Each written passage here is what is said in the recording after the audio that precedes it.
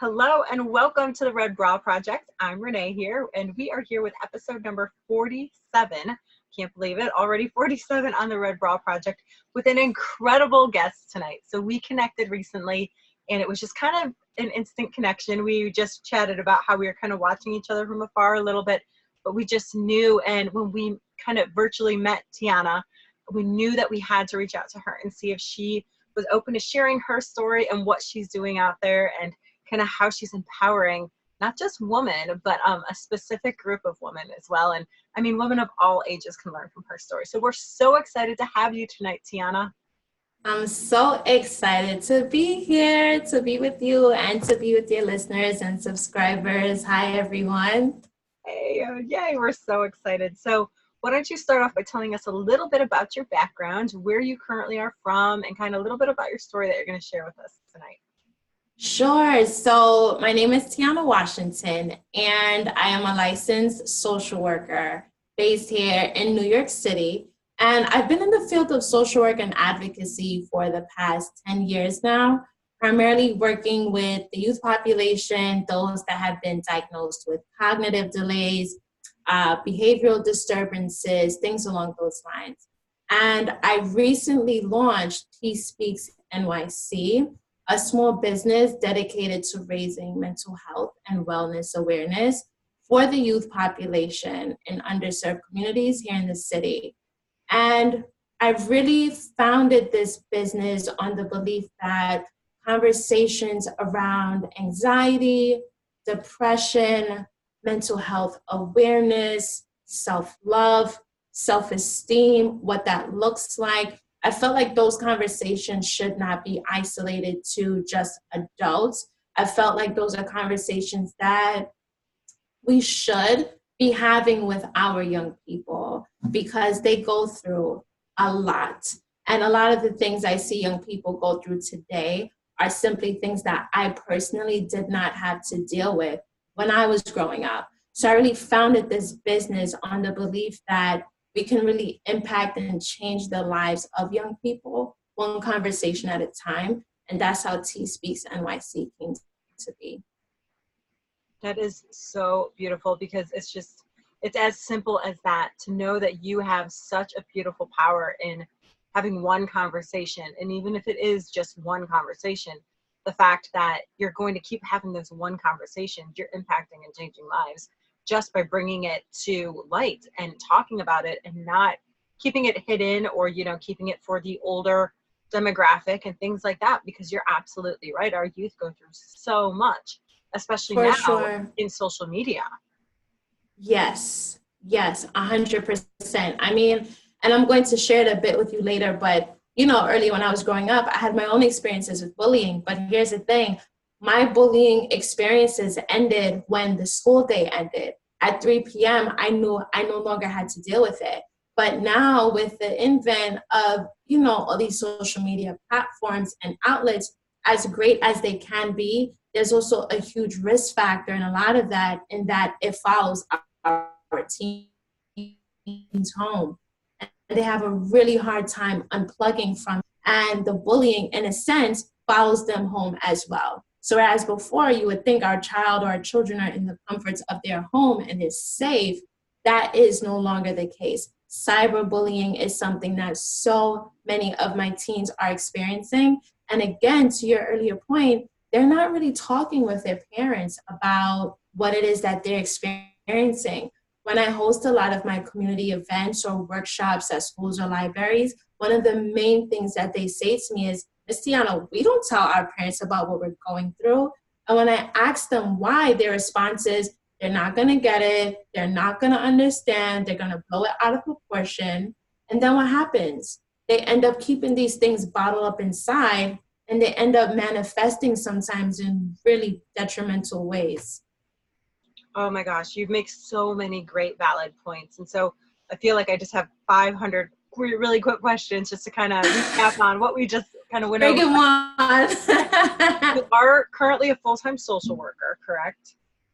Yes. Okay.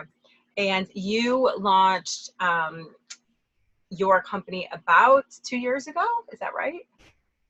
So I'll backtrack. So I've been in the field of social work and advocacy, like I mentioned, close to 10 years now. And currently I work with our school's educational system with the babies. And when I say babies, I mean like our threes and our fours. And I consult with the teachers and the principals and directors about bringing social emotional learning practices into the classroom. That's my 9 to 5. My 5 to 9, I guess you could say, is TspeaksNYC, which I launched actually a couple months ago.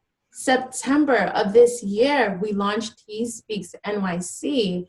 And Renee, I can't tell you, in launching this business, I could not imagine how many folks I would connect with, how many young people's lives that would be impacted just in reaching out, just in doing a workshop, just in doing a podcast interview or a video on my IG page, because I tend to sometimes do a lot of mental health and wellness videos targeted towards young people.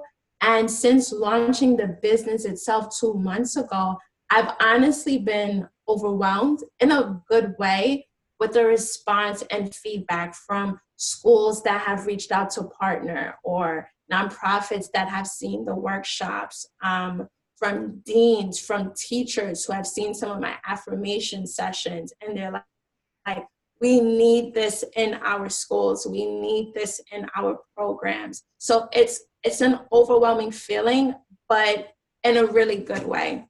Absolutely, for sure. Because, if you weren't overwhelmed with the response, it would be a different place right now. And so obviously, that you were meant to launch this, and all fear set aside and everything else you're doing in your life and your business and your personal life, this was your passion and meant to be. And that's incredible. So congratulations. And I know you just had your first incredibly just involved and intense event, and it seems like it went beautifully.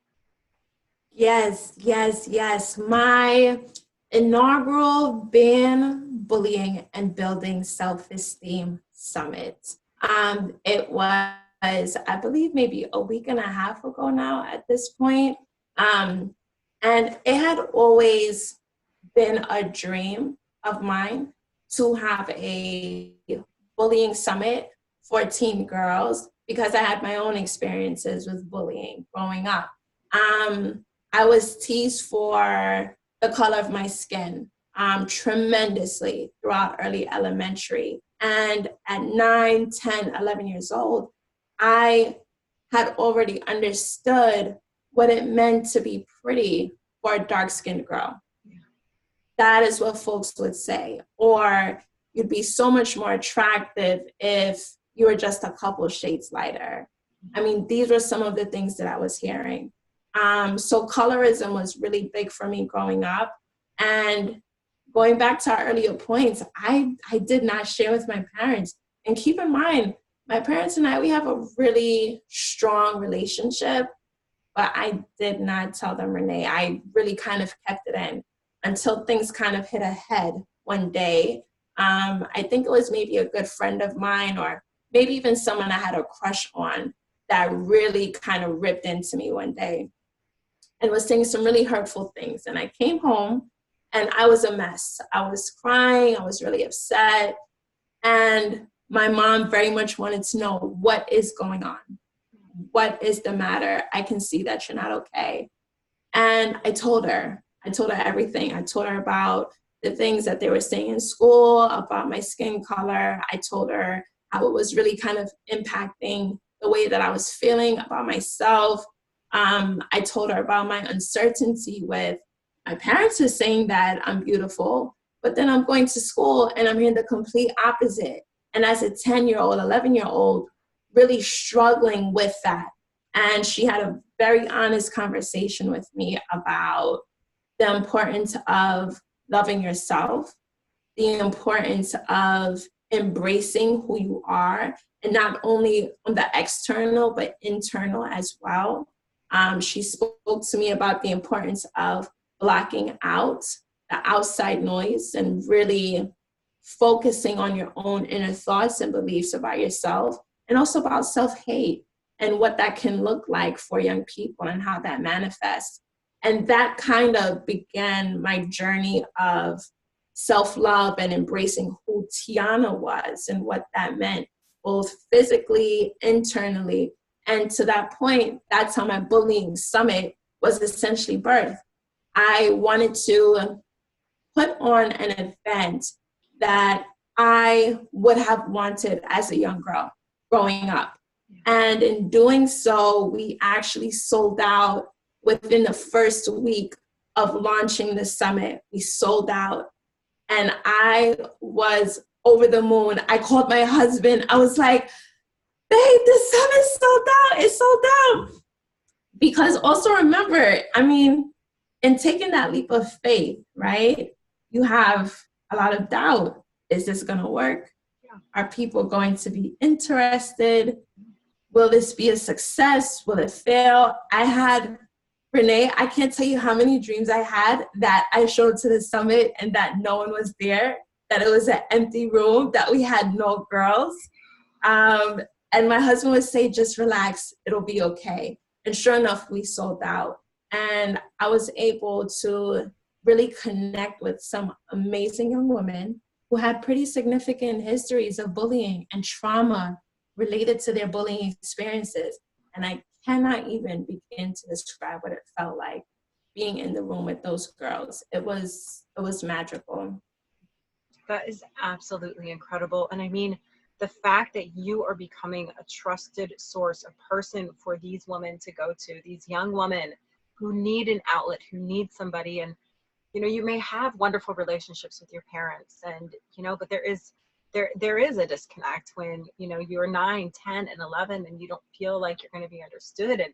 And quick, incredible, just gratitude and kudos to your mom for having such an amazing, impactful conversation with you at such a young age that you're sitting here telling me about. And I mean, you were 10 or 11, but that conversation sounds like it really became the foundation for you to build up who Tiyanna is. And that's awesome. And I know she is like one of your biggest cheerleaders and a woman that you absolutely respect in your life. So there's a lot there. Oh, 100%. My mom is, and kudos to my dad because he's there too. I love you too, Dad, if you're watching. But since we're talking about inspiring women, right, in our lives, my mom is like, kudos 100%. Like, I admire her. I look up to her so much. She's also a social worker. She's been in the field for, I want to say, over 30 years now. So she has a lot of experience under her belt. And I remember going to her graduate classes with her at 12 when she was working a full-time job, and she would pick me up after school and then go in the city to attend her graduate classes. And I remember attending classes with her. And of course, at the time, I didn't necessarily understand what it was that my mom was learning. But I remember asking her every time on the train ride home, Mom, aren't you tired? Aren't you tired? You had such a long day. And her response to me was just, you do what you have to do when you love what you do. And at 12, I'm like, what does that mean? But in growing up, you understand that you do what you have to do when you love what you do. And she has supported me so much, even throughout this journey, this process of launching my business. I had times when I was like, I don't know if this is for me. I don't know if, you know, this is something I should launch. Maybe I should. I mean, I had so many moments of self-doubt, and she really spoke to me and said, look, if this is something that you believe in, give yourself a shot. See what happens.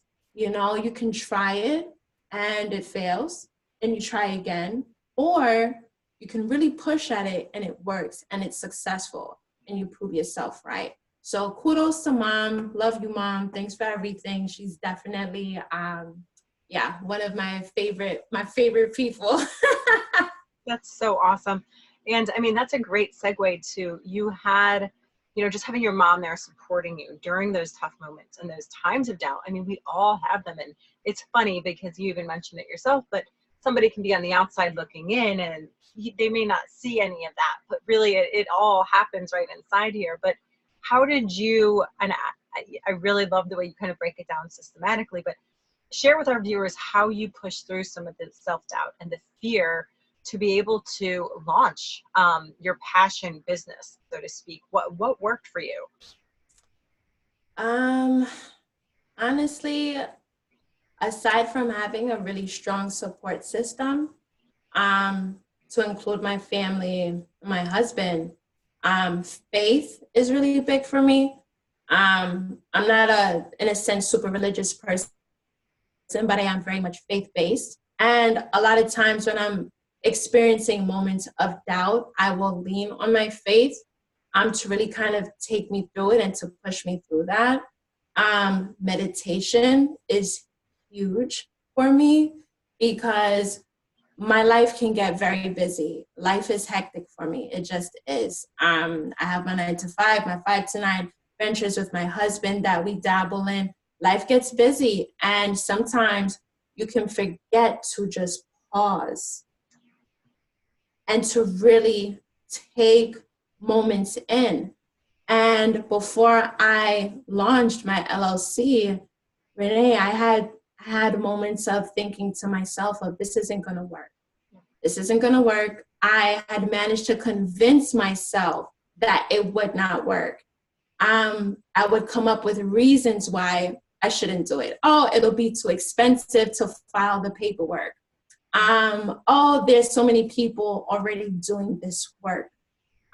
So many self-sabotaging thoughts that I had experienced. And honestly, what pushed me through it, I kind of got to a point where I said, Tiyanna, look, you're either going to do this and it works out phenomenally, or you do it and it doesn't, and you can try it again.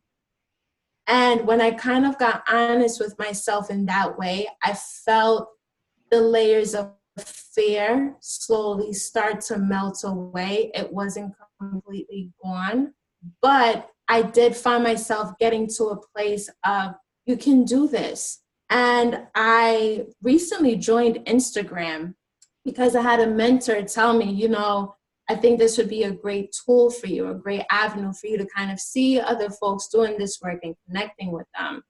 And to be honest, Renee, when I joined Instagram, it also helped to give me that push as well, because I was able to see so many inspiring women doing similar work and getting feedback from them. How did you manage being a wife? How did you manage being an entrepreneur while still having your 9 to 5? And really kind of receiving feedback and their support. I was like, you know what, Tiyanna, you got this. You can do it. And come September, I launched the LLC.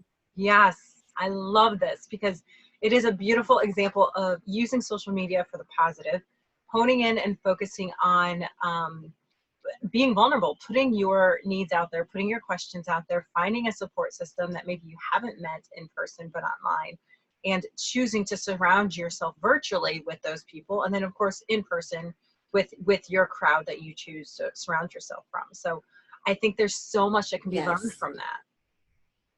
Yes, and I mean, I'll be honest, as a mental health professional, we talk a lot to our clients and folks that we come into contact with about the importance of embracing vulnerability and being honest and just kind of putting yourself out there in a sense, in a safe way and in a safe space. However, we are our own worst enemies in that we do not take our advice. I'll be the first person to say it. We do not take our own advice. And I kind of was like, you know, Tiyanna, you can't be talking to these young girls about embracing vulnerability and being transparent, and you are not doing this work. You're not doing the same. And I don't know, I found a real beauty in vulnerability, which I did not think I would find because I'm a naturally private person. Even as doing this interview, when we initially started to have the conversation, my first thought was, oh my God, I'm so excited. But then also, oh wow, am I really doing this, right? Because I'm a naturally private individual. However, to that point, I've found that when I've embraced vulnerability and transparency, in a sense, it has created the opportunity to have a lot of connective experiences with other women that I otherwise would not have had if I didn't allow myself that space of transparency and vulnerability. Other women who were honest about the difficulties in balancing this thing called life, right? And embarking on multiple endeavors. Moms who would reach out to say, what you're doing is so inspiring. Having those conversations, I would have robbed myself of the opportunity had I not embraced a bit of vulnerability and a bit of transparency. And I'm not telling your listeners to just jump head first. I'm not saying that, because that is scary as heck, and I'm not saying that. What I am saying is, find a way to do it in a way that feels good for you, in a way that feels safe and supportive. And I think you'd be surprised at what can come of that. So I think that's a great, my question for you was actually, the word vulnerability and transparency can have many different meanings depending on who you're speaking to, and it's on many different levels, and we're all comfortable at different zones. You know, we have different comfort zones. So for you, Tiyanna, what did that mean? I mean, yes, we say the words and we talk about it, but what did that mean for you? So for me, vulnerability and transparency looked like, today was a really hard day. Today I had so many deadlines that I had to meet. I didn't get a chance to take out dinner the night before. I have 2 papers that I need to write, and I'm feeling really overwhelmed, and voicing that to a trusted friend. Mm-hmm. Whereas before, I'm feeling overwhelmed, I'm really stressed out, I might even be experiencing burnout, and I'm keeping that to myself. That is as a mental example. Right. I mean, you know, as a social worker, we treat and meet with other people, and we help them on their journeys of feeling overwhelmed and feeling burned out. But sometimes we can give so much of ourselves to other people that we forget to take care of ourselves. And I have been so guilty of that. And, you know, especially as of recently, I've had girlfriends say to me, Tiyanna, it's okay to say that this is difficult for you, or it's okay to reach out and ask for help. It's okay to do food delivery if you guys weren't able to get dinner together, you know, the night before. Like, it's okay to say that I'm not okay. It's okay to reach out for help. And for me, that's what vulnerability and transparency looked like for me. Case in point, when I was doing my summit and I was starting to get things together, as great of an event as it was also pretty overwhelming as well, and tiring. Yes. Renee, I was tired, okay? Absolutely. I get you. Work in the event world and my other job, and it's like, it can be exhausting. Oh my God. I mean, and it's like you said, it's not the only thing that I'm doing at that particular time, right? I have X, Y, and Z going on.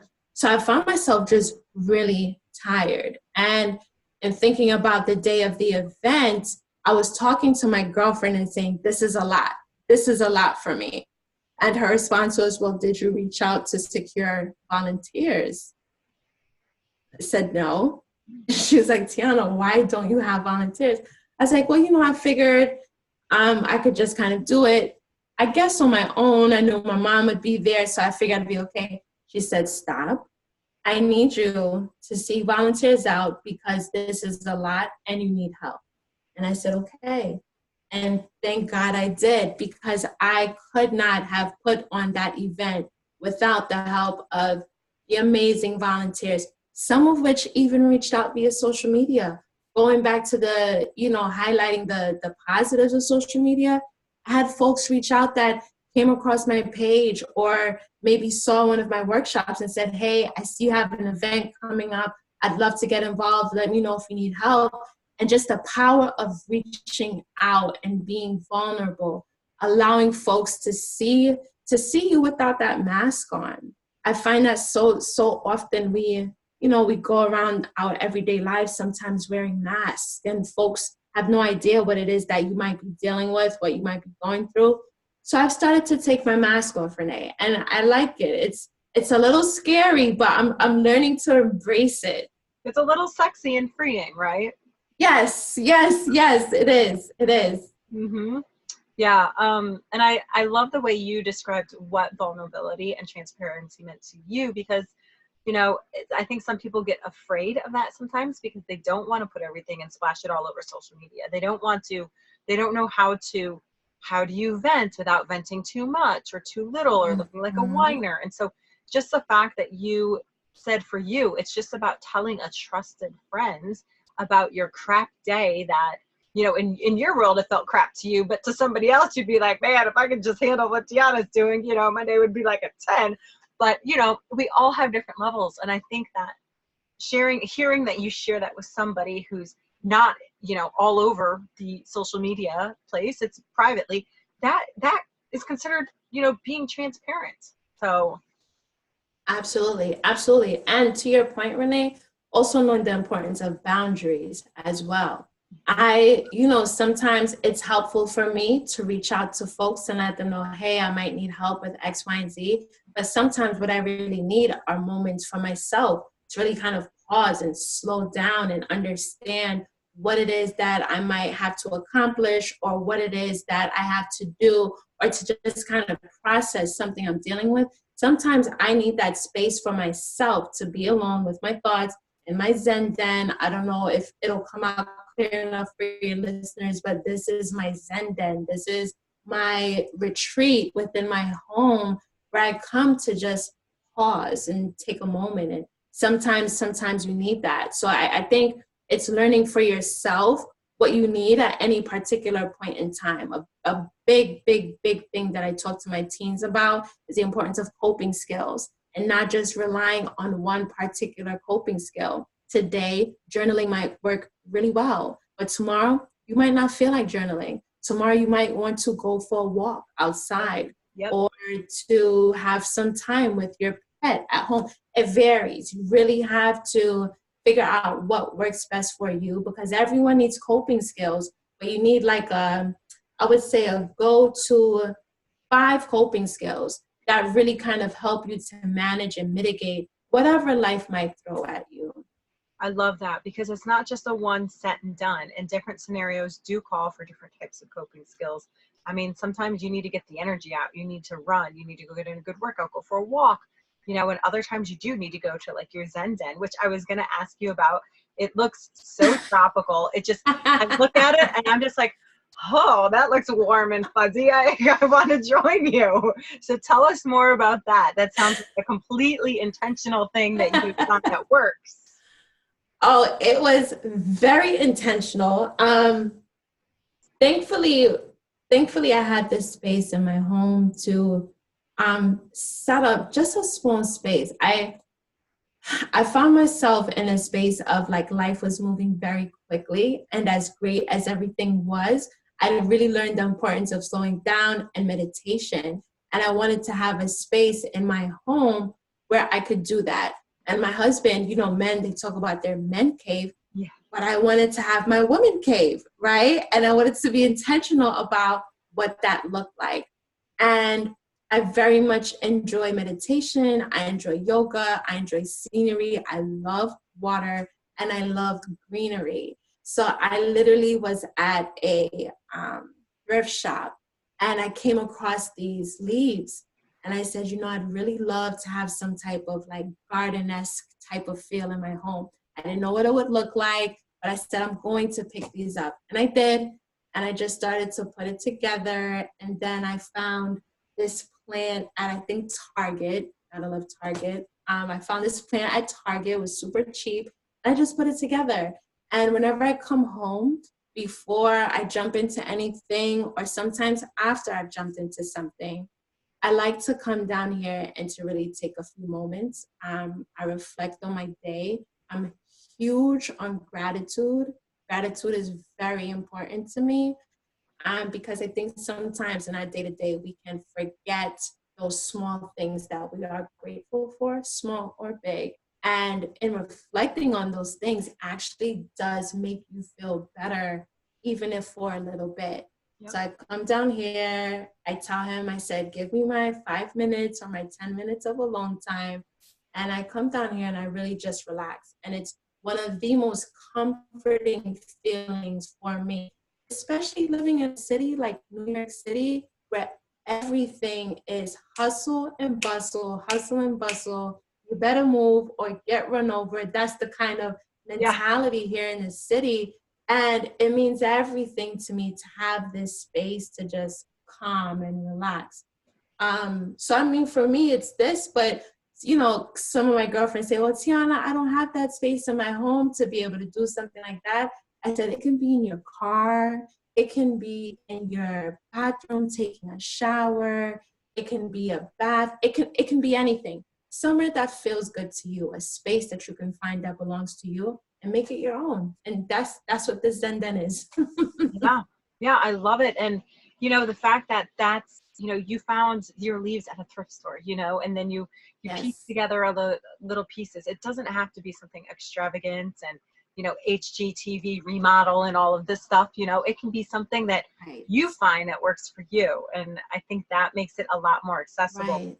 It becomes more accessible in people's mind when they're like, yeah, I actually could use a place that I really feel chill in. So All of this cost me less than $10. it's so great. Less than $10. And the So when impact we it makes talk it about finding priceless, right? So, you know, and it can be anything. It can be a special jar that means something to you. It can be a marble set, whatever. You add that to any space that you're in and allow yourself moments to really kind of take in your day. For me, you know, being an entrepreneur, you wear a lot of different hats. And a lot can be expected of you. And again, you can give so much of yourself to your business and to other people. Or even if you're not an entrepreneur, if you're a mom, you give so much of yourself to your children. Whatever role we exist in, I feel like sometimes we can get lost in those roles. And it's so important to check in with you and come back to you and how you're feeling. Because if you're not any good for you, you won't be any good for anyone else. I agree. And, you know, kind of one more thing, just kind of on the Zen Den thing, even if it's just buying yourself fresh flowers or lighting, you know, a candle that you love to smell. It's those little things that last a long time. And I know it may sound corny on the outside or cheesy if you haven't done that yet, but it really does, you know, once you get into that habit and kind of routine, it really does impact your overall environment. Agreed. So how long did you have kind of on your heart the passion to create TspeaksNYC? How long was it there before you kind of took the plunge? Do I have to be honest? Yeah, girl. Give us some transparency. Give us some. Okay. I would say it was close to 7 years, 6-7 years, that I sat on this vision, that I sat on this dream that I had. And I, you know, just started to get into the field of social work. And I got so comfortable working with someone or working under someone or for someone and doing a lot of the work that I had wanted to do for myself, but again, being too scared and fearful to do so. And it was just easier for me to, in a sense, work under someone as opposed to pursuing my own passion.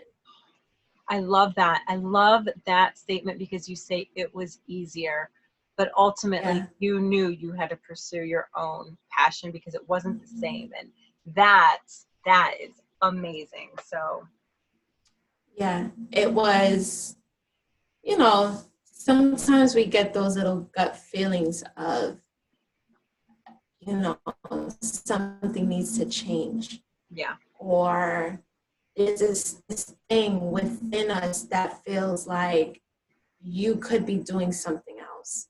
And that's what stayed with me. And here's the thing.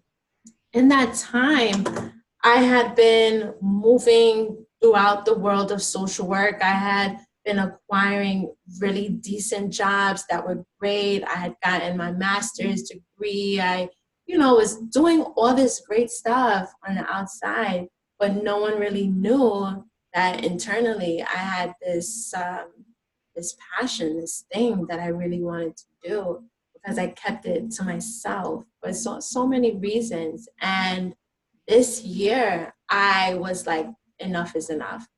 And coincidentally enough, I did a podcast interview with my girlfriend, who's a host of a podcast, the Joy of Social Work podcast.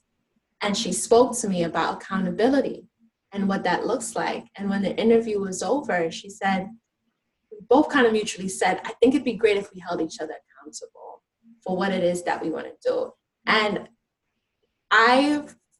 for anyone listening, 100% advocate for accountability partners, because sometimes it's not enough to want to do it on your own. Sometimes you do need that friend or that extra push or support to really help push you along the way.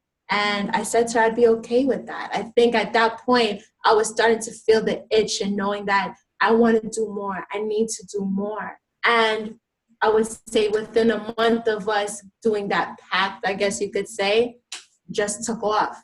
I filed the LLC. I decided to have this event. We secured amazing sponsors. I partnered with, the success of the business wasn't anything I could have imagined. So it took a while. It took about 6 or 7 years, but once I finally started to walk in my purpose and to take that leap of faith, it was kind of like, okay, this is what you were supposed to do, because it just felt right. It feels right. Yeah. I love it. And so I'm assuming that it's safe to say that once you took that leap, though, it's not like you had everything figured out. You didn't necessarily know all of the things that went into planning this event or how to secure sponsors and all the details that would take. And I mean, you learned along the way. Is that correct? 100%. 100%. I knew I won't say I know nothing, but I had never put on an event before. I had no idea what the process would be like securing a venue space. I had no idea in terms of the cost related to putting on an event, the need for sponsors and sponsor. I had no idea. But here's the thing, right? When we take that leap of faith, things start to become very clear and very apparent for you. And I'm a firm believer in, if you are doing something that you are meant to do, doors will open for you in ways that you didn't imagine. 100%. Absolutely. Yeah. 100%. One of the sponsors that we had, I literally went into the restaurant and was having a conversation with a parent online, just waiting for the food. And I'm telling her, I really want to put on this bullying summit, but I need some help securing some food sponsors because, it's expensive to buy all these things out of pocket. And she said, you should ask this restaurant to sponsor you. And in my mind, I'm like, no. But then I thought about it and I said, that might not be a bad idea. And I literally went up, made my order first, of course. And then I said, by chance, is your manager here? I'd love to tell them about an event that I have going on in the community. And after speaking with the manager, she loved the idea. She said, I want to be involved. Let me know how I can help you. So it's little steps like that, just talking about your vision, talking about your dream, talking about what it is that you want to do. You never know who you might be talking to, what doors might open for you. And in doing so, Renee, we were able to put on the summit with multiple food sponsors, multiple folks that donated a sign of strength, donated wristbands for the girls. We had, the the power of taking leaps of faith. The doors will open for you. And do not feel like you have to have everything together, because it's that thought process that can go into some of the fear that we experience also, and that I don't have it all together. So of course it's not going to work out. And that couldn't be the farthest thing from the truth. Yeah, for sure. And it's not like you spent the last 7 years planning out this event. Right. You were, maybe subconsciously and consciously, there of course are things going on back there that once you launched, these things, they're on your heart and they have been developing, creating inside. But it is amazing when you just do something as simple but fearful as talking about what you're doing, how those doors will just kind of open and you could have never planned it. Yes, because you know what? Everyone knows someone that's involved in a field, whether that's finance, whether it's journalism, whether it's nonprofits, whether it's business, whether it's makeup. But everyone has a friend that knows a friend that does this or does that. But if you're not willing to speak on your own behalf, no one will know what you have to offer. Yeah. No one will know. And you have to be really willing to just take that step. Just take that one step in voicing who you are, what it is that you're about, because you might just end up surprising yourself. I went from not having anything figured out in first planning this summit to now being asked to do a second installment in the spring, because the response has been so positive. And I've had schools reach out to say, we saw this event and we want you to have another one. Do you know how impactful for me? I'm like, me? You want me to do another event? But again, it's just confirmation that this is what I was meant to do. And so that's what I plan on doing. I love it. And I know that we were kind of chatting a little bit behind the scenes right after your event and taking the time to reflect and kind of decompress and giving yourself that time. And I, only being a week and a half, there's going to be a lot more of that happening, especially with the end of the year and the beginning of the new year. And then the new people that are reaching out to you that said, this has impacted me. I saw it. And this is what I took from it. In this kind of, and I don't want to say short journey because, it's been on your heart, something that you wanted to do for a long time, but between this September and now, what is the most unexpected thing that you think that you've learned along the way?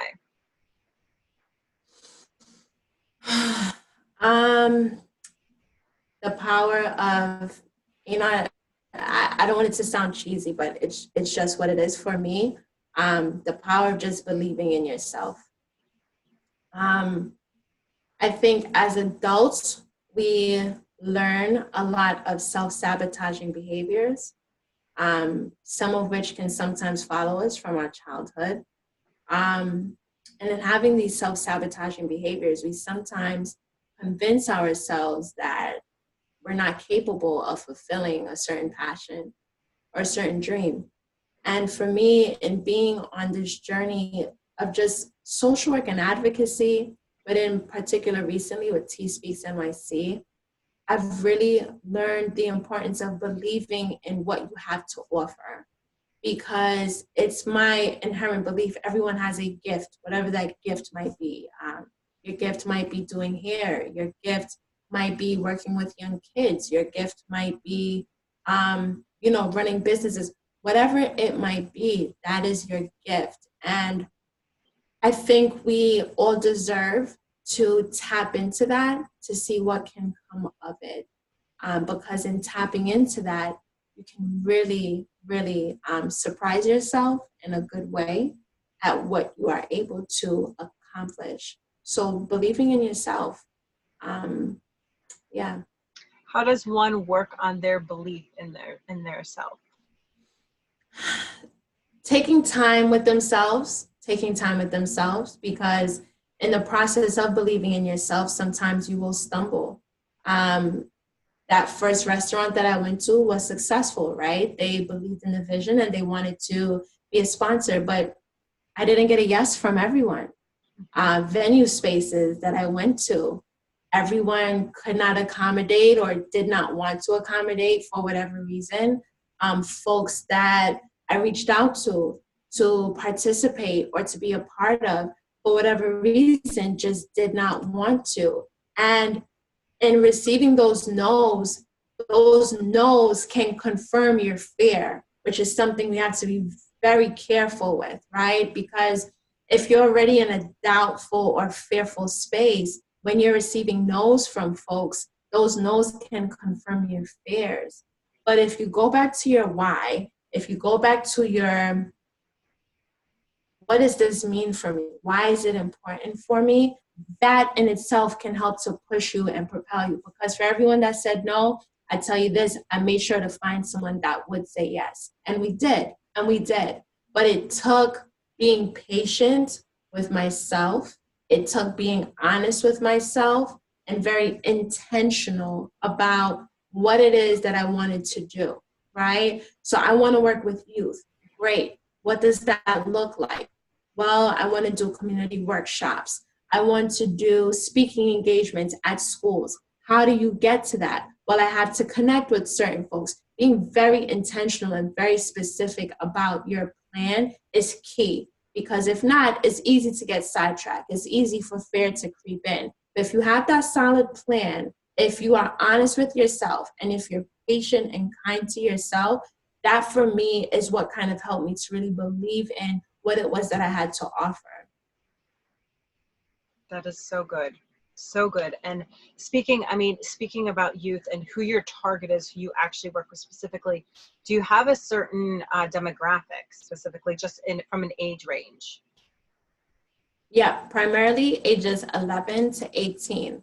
So we're talking about pre-adolescence, right before they get into middle school, all the way up until them leaving high school. My preference is middle school. That is my preference. I really enjoy working with that population because it's almost like they're right out of elementary, so they're trying to figure things out. They think they know, but they're still at that very amendable age where you can work with them in a way that's really special. So middle school is my preferred population. But all in all, I service 11 to 18, and both males and females. Okay. I feel like what you're doing, there is such a big need for it. And I can only imagine, as it's starting to grow, it's going to be a huge ripple effect, not just in NYC, but I feel like it's going to continue to expand. So if your age range is 11 to 18, how does somebody, if they don't attend one of your events, kind of connect with you, or how can they find support from you? Or how can somebody listening connect their son or daughter to you? Sure, thank you for asking. So one of two ways, or one of three ways. They can go to my website, get an idea of some of what I do and some of my offerings. That's www.TspeaksNYC.com, TspeaksNYC.com.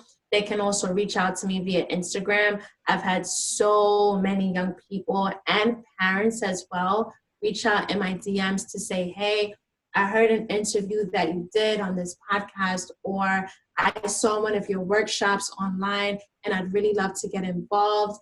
A lot of schools and principals have actually found me that way, and they could also reach out via email as well, tspeaksnyc@gmail.com. And they can reach me any one of those three ways. I'm always open to have a conversation, to talk, to support, to give a referral. That has happened a number of times as well. I've had a parent say, my daughter is dealing with X, Y, and Z, and I really need to find a therapist within our area. Is that something you can help with? That's absolutely something that I help with as well. Schools, organizations that, schools, organizations that want me to come out to their schools, they email me again or via my Instagram DMs. So that's TspeaksNYC on Instagram, or my website, TspeaksNYC.com.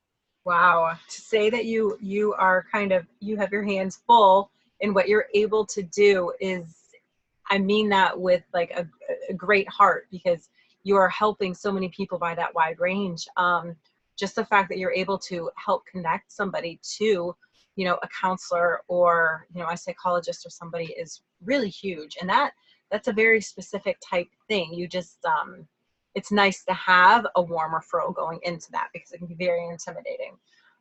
If anybody wants to Absolutely. work with you one-on-one, is that something that you offer? So one-on-one mentorship is something I absolutely offer. And I talk to my parents and I'm very specific about what it is that they're looking for mentoring services for their child and what that would look like. And we have a conversation, we build a plan together, what that would look like, the duration of that, and we put that plan into motion. So mentorship is absolutely something that I actually really love doing because it allows me to be with the youth one-on-one versus in a group setting, which I'm so used to. That's so cool. Do you only work kind of in the NYC area? For now, yes, but you know what, Renee? Who knows what 2020 holds? Yes, yes. This is so exciting. I can feel just like a kind of just a solid foundation of energy and just drive and momentum. It's just, I can feel it from you. And I know your Zen Den is just kind of, I'm thriving off of that too, but so much is coming from you. So I love it. Share with us I thought this was really great, but share with us one of the best pieces of advice that you've been given. Oh, to embrace the journey and embrace the process. Speaking from someone who, on the outside looking in, folks would say, you know, she's gotten all these great accolades. I've had media coverage before, work that I've done. I'm an accomplished social worker for being in the field for only 10 years. 10 years sounds like a long amount of time, but it's not compared to folks who've been doing it for 15, 20, 30 plus years, right? And I say all of that to say, sometimes you can get kind of caught up in the end goal and what you're striving for. I've naturally always just strived for the next thing. That's just who I am inherently. But in striving for all of that, Renee, sometimes you can forget the process, to appreciate the process before your end goal, especially if in that process you've hit some bumps along the road or you've received some no's along the road. For me, learning to embrace the process has been such a learning experience for me, because I learned throughout that process. And in being still and being grateful for that learning process and that journey of getting to that end goal, it makes it so much more satisfying, because then it's not just this thing that you're able to attain. It's a combination of your experience and your determination and everything that has gone into this final moment of now I've actually received this. So I tell I've had female entrepreneurs reach out in my DMs on Instagram to say, you know, this process is such a hard process for me. And I feel like I'm not where I need to be or want to be. And I tell them all the time, embrace this process, embrace your journey, because when you get to that end goal, it's going to feel that much more satisfying, because you can look back and take in all the struggle, all that you went through, what it took for you to get there. And when you get there, it's one of the best feelings in the world. So good. So good. Because I mean, so many times, and I mean, I'm guilty. I feel like everybody's guilty of this at some point. You want to, you know, fast forward to the goal, to get there already, to get through all this crap and the steps to get there. But, you know, when you do learn to embrace the process, at least you're enjoying that moment in life that, I mean, every moment is one moment that's when it's gone, we're not going to get back. So Right. learning to do that And is I mean, powerful. yeah. And I mean, what's a process without struggle? I don't know anyone that has gotten to where they are without having some stumble blocks along the way. And I don't say this to say that those stumble blocks are easy. I get it. They hurt. They're difficult. It's, you know, no one wants to have to deal with that. But in dealing with that, when you make it through it, you show yourself, I was able to do that. I went through it. I did it. I conquered it. And now here I am. Yeah. Bring on the next challenge. That's right. Bring it on. Bring it on. For sure. So at the end of every episode, we always love to hear from our guests about what your red bra moment is. And we talk about a red bra as something at, it's a confident, bold, supportive, moment, or something that you have done, or like a red bra underneath it all. People may know it's there, people may not know it's there, but you know it's there. And you know that it's there as a strong, confident, supportive thing. And so what is something that you would look back on that you would say, yeah, that's definitely my red bra moment, and I'm going to take that with me, and it's something I reflect on, and it propels me to move forward? That's an easy one, actually. I gave a keynote at a junior high school maybe a few years ago, and the principal asked me to speak on self-worth and loving yourself, and what that means, and what that can look like for a graduating class for middle school.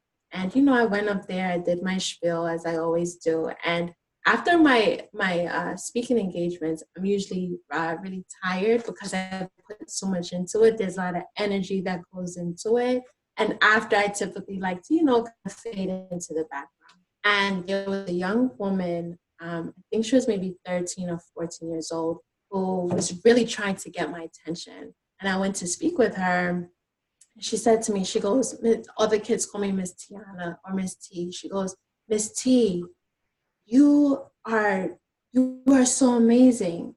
And I was like, thank you so much. And I said, what's your name? Tell me about yourself. She said, no. I don't think you understand what I'm saying. She goes, I want to do what you're doing. She said, I want to be a public speaker, but my friends kind of bully me because she had a list, right? And she said, they make fun of the way that I speak, and they make fun of the way that I look. And I never knew that someone that looked like me could do the work that you're doing. And it made me feel so good to see you on stage. Oh. Renee, I was like, Tiyanna, keep it together. Don't let the tears fall. But it was so impactful for me to hear a young girl say that, because I saw myself in her. I knew what it felt like to be teased, be bullied, and to feel like, you're not going to be able to do what it is that you want to do because of what other people had to say. And I left there that day feeling so amazing, because I think up until that point, I didn't realize that I served as a representation for other young women who possibly wanted to do similar work, or would see confidence in me and want to exude that. And reflecting on that has stayed with me for a really long time. What an incredibly memorable moment. I mean, that's amazing. And you said it at the beginning, but one conversation at a time. And that is how you are just tremendously impacting our youth, and being a mentor for our youth to find their voice and to talk about mental struggles, and bring it to fruition, and just bring mental health and wellness to something. And hearing that they come up to you, this one little girl came up to you and was able to share what was on her heart immediately. Keep doing what you're doing, because as you know, it's so powerful, and we need you out there. We need you out there. Thank you. You are so welcome. Thank you for even letting me be able to tell my story. Because I think there's true power in being able to tell your story. And it feels really good. It can feel really good when done in the right way. So thank you for creating this platform, not just for me to tell my story, but the many other women that you work with as well. You're doing some really impactful work. Don't take that lightly. And I really admire that. So thank you. Thank you. You're so welcome. And before we wrap up, we do close all of our shows with a quote. So the quote that we found for you tonight is simple, but I think that it is just, it's perfect. So, oh, okay. Believe you can, and you're halfway there. Theodore Roosevelt. And I mean, we talked about belief. We talked about believing in yourself. We talked about self-doubt. We talked about fear. And it comes back to a simple word, belief. And that is something that you are living proof of. And I loved that you were vulnerable and you shared that this was something that was, you know, on your heart and in your mind, and you knew that you had to do it 7-8 years ago, and you took the leap this past September, and you didn't quit, and you didn't ignore that voice. And I think that's an inspiration to so many listeners out there who have something on their own heart. It could be something different. They could be incredible at mowing lawns, and they have this great idea to have this lawn mowing business. Yep. And, you know, but it's still there, and it's like, just do it. So. Yes. Agreed. Agreed to everything you just said. Yes. Thank you so much. And thank you to all of our viewers for tuning in tonight. We are going to make sure to connect all of Tiyanna's ways that you can reach out to her. I know that she shared them in this episode. If you guys are listening and you know of somebody that would definitely thrive from hearing this episode, please share with them. One story can impact somebody in the most powerful of ways.